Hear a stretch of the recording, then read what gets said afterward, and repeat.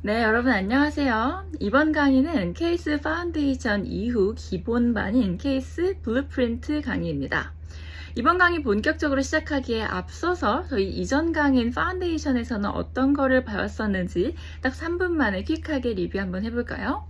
파운데이션 강의에서는 첫 번째로 케이스 면접이란 도대체 어떤 건지 신입과 경력직으로 나눠서 어떤 질문을 보통 하는지 전체적인 개요와 개념을 먼저 설명을 한 뒤에 두 번째로는 면접관 입장에서의 평가 기준을 큰 스트럭처로 나눠서 각각 어떤 것들을 평가하는지 설명을 드렸었습니다.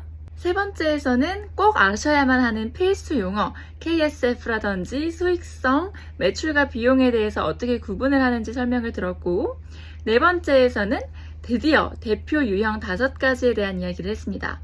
케이스 인터뷰에서 기초적으로 꼭 아셔야 될 5가지 대표 유형 뭐가 있었죠? 매출 수익성 진단, 신시장 진출, 경쟁 전략, 게스티메이션, 프라이싱 이렇게 있었습니다. 5강과 6강에서는 먼저 면접 준비에 대략적으로 얼만큼 시간이 소요되는지, 서류 준비에서는 어떤 것들을 해야 되는지 더불어서 실제 면접을 간다고 했을 때 옷차림은 어떻게 입어야 하는지, 발성과 말하는 습관까지도 교정을 해드렸습니다. 만약 케이스 인터뷰를 전혀 공부해 보신 적이 없으신 분은 반드시 파운데이션 강의를 들으시기를 먼저 당부 말씀드리고요. 오늘 이 블루프린트 강의에서는 이제 드디어 앞서 설명드렸던 5개의 대표 유형에 대해서 실질적으로 하나씩 같이 풀어보면서 대표 5개 유형의 모범 사례와 처음 접하시는 분들이 많이 하시는 실수까지 같이 한번 논의를 해볼 건데요. 면접을 크게 5개 단계로 나눠서 보통 케이스 인터뷰가 어떻게 진행이 되는지 시연과 함께 먼저 살펴보도록 하겠습니다. 이번에도 백문이 불여일견이겠죠. 실제로 면접하는 현장을 시뮬레이션 해본 VOD를 보고 한 단계씩 설명을 드리도록 하겠습니다. 그럼 면접 현장으로 한번 이동해 볼까요? 네, 안녕하세요. 안녕하세요. 오늘 저희가 풀어볼 케이스는 저희 클라이언트는 피를 원료로 약을 만드는 제약회사입니다. 현재 국내에서 빅3 업체 중에 하나고요. 매출 정체로 인해서 새로운 성장 동력을 찾고 있습니다. 그래서 한국 시장 내에서의 성장, 혹은 중국 시장으로의 진출, 혹은 인도 시장으로의 진출, 이 3가지 옵션 중에 어떤 걸 할지 고민을 하고 있는데 어떠한 조언을 해줘야 할까요? 네, 먼저 몇 가지 질문 먼저 드리도록 하겠습니다. 첫 번째로 말씀해주신 정보에 따르면 저희 클라이언트가 여러 옵션을 고려하는 목적이 새로운 매출원을 찾기 위함인 것 같은데 제가 이렇게 생각해도 될까요? 네, 맞습니다. 현재 매출 정체로 인해서 신규 매출원을 찾기 위해 고민하고 있습니다. 네, 알겠습니다. 다음으로 저희 클라이언트가 밸류체인상 어느 영역에서 사업을 영위하고 있는지 알고 싶습니다. 네, 아주 좋은 질문이고요. 현재 이 전체적인 밸류체인, 즉 R&D부터 임상, 제조, 생산, 유통, 판매, 마케팅 이 전체 단계를 다 한국에서만 하고 있는 회사다라고 생각하시면 됩니다. 네, 다음으로 저희 클라이언트의 제품에 대해서 질문을 드리고 싶습니다. 피를 원료로 약을 만든다고 하셨는데 구체적으로 어떤 약들을 판매하고 있는지 궁금합니다. 네, 저희 클라이언트의 약품은 일반적인 제약회사와는 다르게 피를 원료로 만드는 혈액 제제만을 만들고 있습니다. 간단하게 설명드리면 총 3가지의 약을 만드는데요. 이름이 복잡하니까 A약, G약, C약이라고 생각하시면 됩니다. 이러한 혈액 제제는 희귀병이 있는 환자들만 먹는 약이라고 생각하시면 될 것 같습니다. 네, 감사합니다. 그리고 매출 정체 문제가 현재 저희 클라이언트만 겪고 있는 문제일까요? 아니면 다른 경쟁사들도 겪고 있을까요? 네, 마찬가지로 아주 중요한 질문을 잘 주셨습니다. 현재 시장 전반적으로 저희 경쟁사들도 다 매출이 정체되어 있는 상황이라고 생각하시면 될 것 같습니다. 네, 알겠습니다. 그렇다면 혹시 그 3가지 의약품별 매출 변동 추이에 대한 정보가 있을까요? 이게 특정 의약품의 매출이 하락하거나 정체되어서 일어난 이슈인지 알고자 합니다. 네, 또 좋은 질문이고요. 지금 현재 클라이언트의 매출원인 이 3개의 약품은 3가지 모두 비슷한 규모의 매출을 만들어내고 있고 3가지 약품 모두 매출이 지속적으로 정체되어 있는 상황입니다. 네, 알겠습니다. 그리고 클라이언트가 고려 중인 3개 옵션에 대해서도 질문을 드리고 싶습니다. 우선 한국, 중국, 인도에서 의미하는 시장의 범위가 어디까지일까요? 혈액 제제 시장인지 혹은 바이오 의약품 시장인지 또는 합성 의약품까지 포함한 전체 제약 시장인지 궁금합니다. 네, 시장의 의미에 대해서 질문을 주셨는데요. 사실 시장이 광범위한 단어긴 하죠. 자, 지원자님이라면 어디까지 고려해야 될 것 같으신가요? 면접관이 먼저 질문을 드리고 나면요. 반드시 이 질문에는 모호한 점이 많이 섞여 있습니다. 그래서 질문을 처음 들은 면접을 보러 온 지원자는 여기서 명확하게 해야 될 것들을 역으로 지원자가 면접관에게 질문을 하게 되는데 이 단계를 면접의 첫 번째 단계인 clarification 단계라고 합니다. 보통은 3가지 정도를 명확화하는데요. 첫 번째로 과제의 명확화. 우리가 하려고 하는 것이 정확하게 어디까지만 풀면 되는 것인지 문제 범위를 명확하게 얘기를 해주고요. 두 번째로는 용어를 명확하게 합니다. 예를 들어서 면접관이 처음 들어보는 질문을 낼 수가 있습니다. 클라이언트는 MVNO 사업자인데요 라고 했을 때 MVNO가 뭐지? 라는 궁금증이 들 수 있겠죠. 이렇게 용어를 명확히 하기 위해서 이 영어는 제가 이해하기로는 이것인데 맞나요? 라고 질문을 할 수도 있고요. 세 번째로 또 많이 하는 것은 비즈니스 모델의 명확화입니다. 클라이언트의 제품이 어떤 것인지, 정확한 비즈니스 모델은 어떻게 되는지, 주요 고객층은 누구인지, 전체 시장의 상황이나 경쟁 상황은 어떤지 등을 물어보는 것이 이 clarification 단계입니다. 이 clarification은 문제 파악을 하기 위한 가장 기본적인 접근을 하는 단계입니다. 크게 3가지 정도를 평가를 하게 됩니다. 첫 번째, 케이스 문제를 딱 듣고 일단 클라이언트의 문제를 잘 이해하는가, 상황을 잘 이해하는지에 대한 판단력을 첫 번째로 평가를 하게 되고, 두 번째로는 일부러 면접관도 조금 모호한 표현을 섞어가지고 질문을 줬기 때문에 이건 꼭 물어봐야 돼 라고 기대하고 있는 질문이 있어요. 꼭 물어봐야 할 질문을 이때 해주는지를 가지고 지원자의 논리력이라든지 사고력을 판단하게 됩니다. 세 번째로 반대로 전혀 상관없는, 핵심과 상관없는 질문을 했을 때는 이 사람은 상황의 핵심을 파악하는 능력이 좀 부족하네 라는 식으로 판단을 하기도 합니다. 그래서 이 단계에서 여러분들은 용어 등 정말 이해가 안 가는 것은 반드시 바로 물어봐가지고 면접관과 합의를 이끌어내는 것이 초반에 굉장히 중요합니다. 두 번째, 사업 모델 혹은 과제, 이걸 풀기 위한 목적을 명확하는 아주 핵심적인 질문이 될 수 있으니까 놓치지 않고 해주시는 게 중요합니다. 마지막 3번째, 문제와 별로 상관없는 질문은 안 하시는 게 확실히 좋습니다. 자, 예를 들어 볼게요. 이 회사가 매출이 떨어졌는데 어떻게 해결해 나가면 좋을까요? 라는 질문을 면접관들이 많이 하는데요. 모든 지원자들이 이 문제를 국내로만 한정 지어서 봐도 될까요? 라는 식의 질문을 많이 하십니다. 이게 꼭 이 문제를 풀 때 필요한 질문인가? 라고 생각했을 때 굳이 안 필요하다고 하면 오히려 많이 물어보시는 것은 지양하시는 게 좋습니다. 그럼 다음 단계도 함께 살펴볼까요? 구체적인 옵션 선택 기준에 대해서는 제가 추후에 논의를 드리겠지만 첫 번째로 우리가 가진 기존 역량을 활용해서 새롭게 진출할 것인지, 두 번째로는 이미 있는 플레이어와 합칠 것인지를 고려해 볼 수 있고, 근데 저희는 일단 제가 첫 번째 말씀드린 기존 역량을 활용해서 할 수 있는 것들부터 고려하는 것이 가장 현실적이라고 생각합니다. 네, 동의합니다. 아무래도 지금 현재 있는 역량을 가지고 진출할 수 있는 시장만 먼저 보는 것이 좋을 것 같고요. 그 이후로는 어떤 것들을 또 볼 수 있을까요? 우선 현재 저희가 플레이하고 있는 혈액 제제 시장 내에서 먼저 어떤 것들을 할 수 있을지를 생각해 보고, 그 다음은 클라이언트의 역량을 활용할 수 있는 범위로 넓혀서 다른 의약품 시장에서 다른 의약품이라 하면 바이오 의약품, 그 다음은 합성 의약품 순으로 생각을 해볼 수 있을 것 같습니다. 네, 아주 좋습니다. 사실은 그 부분까지 다 봐야겠지만 오늘은 시간 관계상 면접에서는 일단 기존 시장에 관련해서만 한번 논의를 이어가 보시죠. 네, 알겠습니다. 인터뷰의 2단계, 구조화 및 우선순위화라는 단계인데요. 이 구조화 단계는 앞으로 문제를 해결해 나가기 위해서 지원자가 어떻게 큰 그림 혹은 보고서라고 따지면 목차가 되겠죠.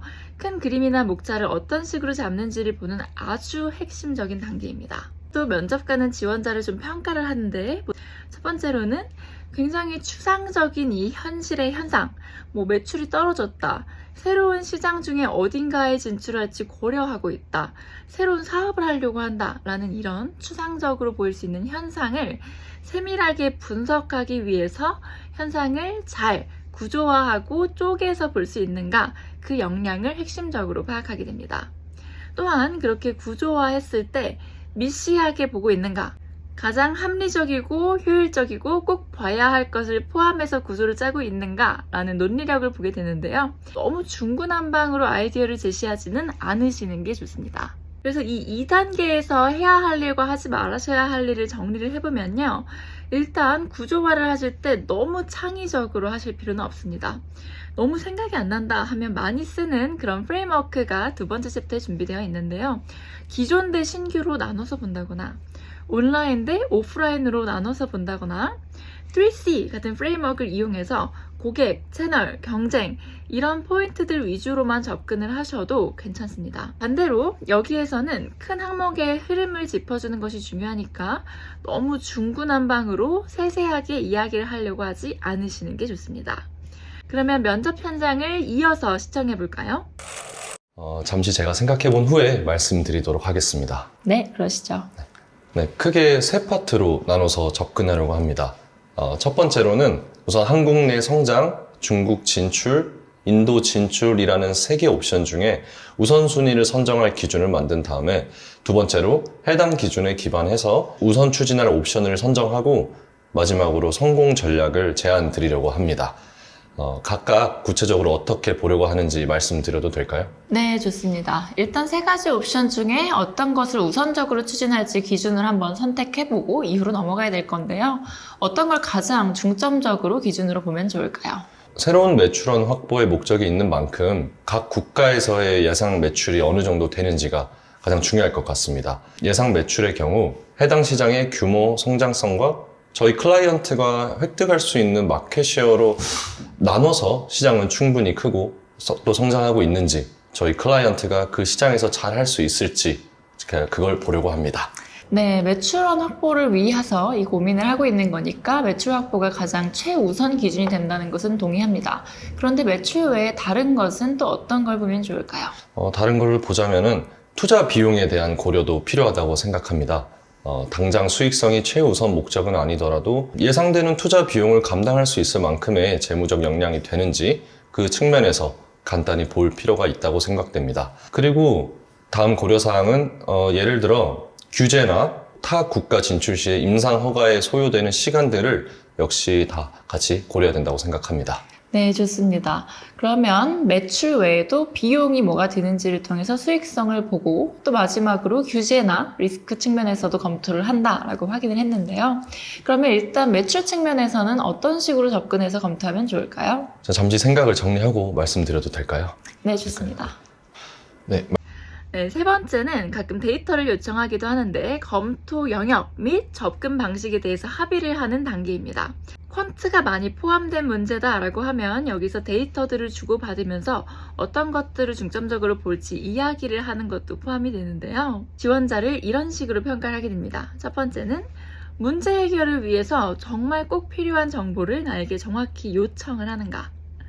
두 번째는 논리적이고 합리적으로 현상의 원인을 분석할 수 있고 그 중에서도 가장 핵심적으로 또 우선 검토해야 하는 영역을 잘 찾아내는가 하는 효율적으로 의사설정을 할 수 있는 역량을 보게 됩니다.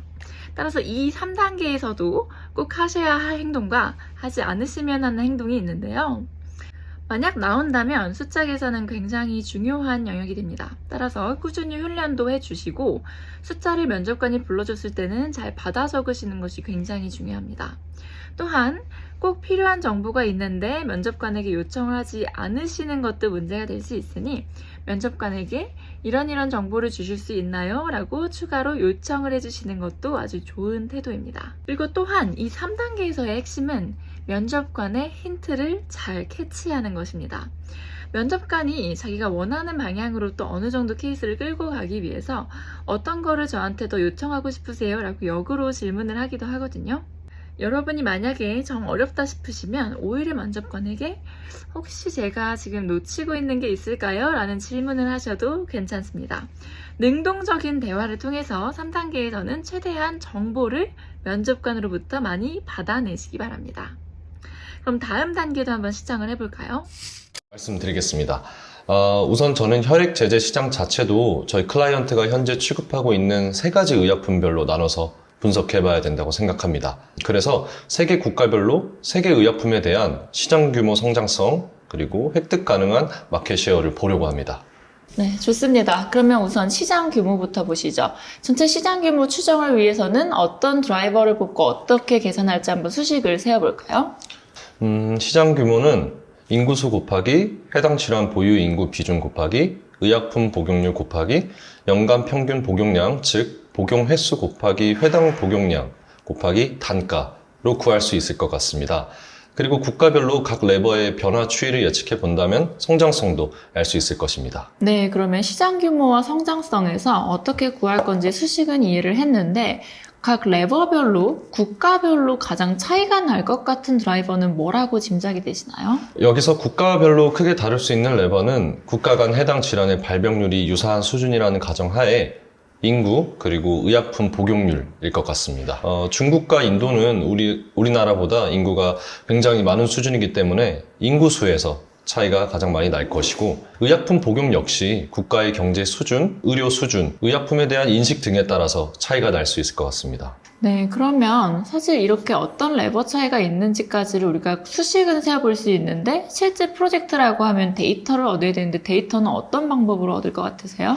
데이터 같은 경우에는 병원에 가는 비율, 또 인구 한 명당 의사 수 혹은 약사 수의 비율 같은 것으로 보면 좋을 것 같습니다. 네, 좋습니다. 그럼 이렇게 레버를 구한 다음에 이제 마켓 쉐어 측면에서 우리가 얼만큼 획득할 수 있을지 파악할 때는 어떤 식으로 보면 좋을까요? 마켓 쉐어는 해당 국가의 의약품 시장별 KSF를 파악하고 저희 클라이언트가 핵심 역량을 보유하고 있는지 혹은 확보할 수 있는지 봐야 된다고 생각합니다. 그러면 KSF가 어떻게 될지를 한번 생각해보고 바로 말씀해 주시겠어요? 네, 잠시 한번 생각해 보겠습니다.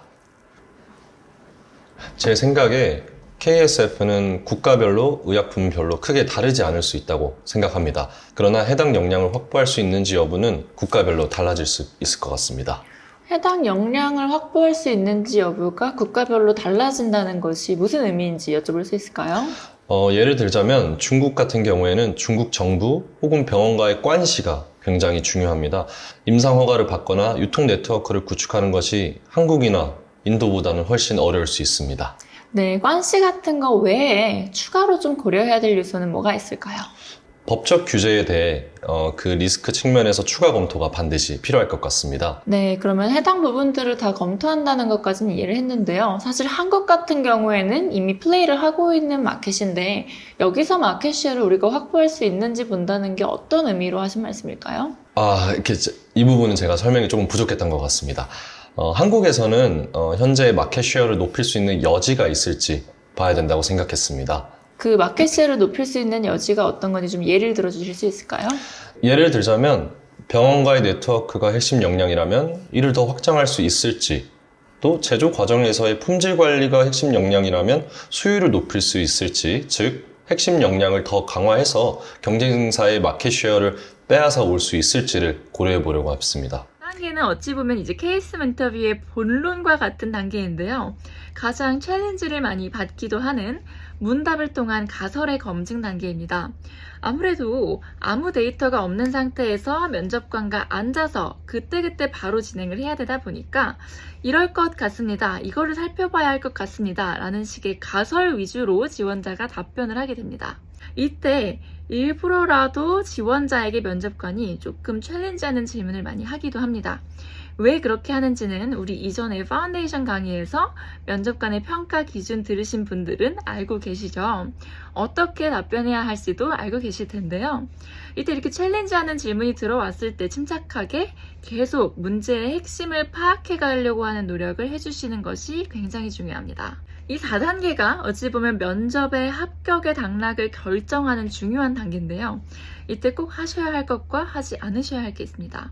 하셔야 할 것 첫 번째는 이때는 가설적으로라도 본인의 생각을 가지고 계속 논의를 전개해 가는 것이 좋습니다. 여기서도 자꾸 면접관에게 질문만 하기보다는 예를 들면 저는 어떤 시장이 인구가 더 많을 것 같습니다. 발병률이 높을 것 같습니다. KSF를 봤을 때 이쪽에 저희가 확실히 더 잘할 수 있을 것 같습니다. 라는 식으로 가설이지만 내 생각은 이렇다 라는 것을 면접관에게 보여주는 것이 중요합니다. 가설적인 것이기 때문에 그게 진짜 현실인지 진실인지가 중요한 건 아닙니다. 이 단계에서는 챌린지가 굉장히 많은데 그때 푸시백이 느껴지지 않는 것이 중요합니다. 그럼 마지막 5단계를 한번 시청해 보실까요? 네, 그러면 말씀하신 것들을 좀 다 고려를 이제 해서 최종적으로 어떤 시장에 진출을 해야 된다라는 것을 결론으로 정리해서 좀 말씀해 주실 수 있을까요? 저는 인도 혈액 제제 시장을 가장 우선적으로 고려해야 된다고 생각합니다. 첫 번째 이유는 시장 성장성이 좋을 것이라고 예상되기 때문입니다. 최근 이미 인도와 중국 인구 수는 유사한 수준이 되었고 인도 인구는 특히 압도적으로 성장률이 높은 것으로 알고 있습니다. 또한 경제 수준과 의료 수준이 빠르게 높아지고 있기 때문에 의약품 복용률도 증가할 것으로 예상됩니다. 두 번째로 정부 규제, 관시, 외국 기업에 대한 배척 등이 존재하는 중국에 비해 인도에서 핵심 역량을 확보할 수 있는 가능성이 상대적으로 더 높다고 생각됩니다.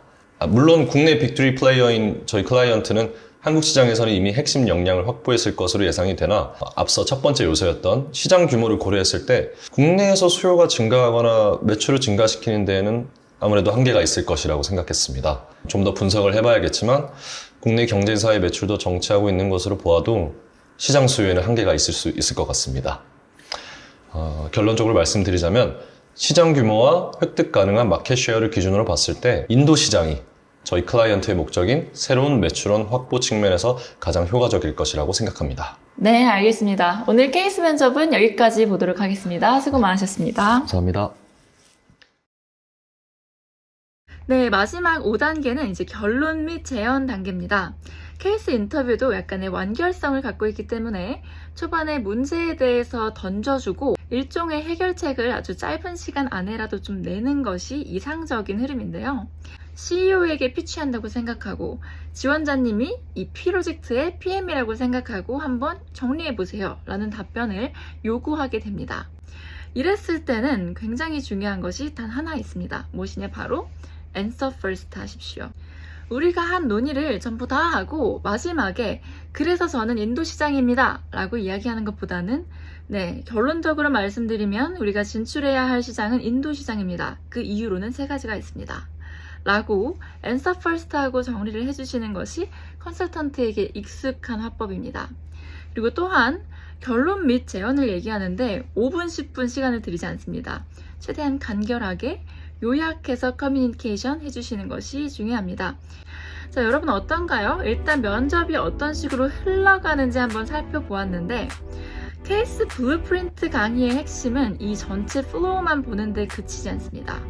플로우를 이제 보셨으니까 다음 단계부터는 각 대표 유형별로 한번 같이 풀어볼 건데 여러분 머릿속에 이 5단계가 있는 것이 블루프린트가 아닙니다. 실제 내가 프로젝트 PM이라면 어떤 식으로 보고서를 그릴 것이다 라는 것이 머리에 있어야만 이런 문제 상황에서 흔들림 없이 답변을 할 수 있습니다.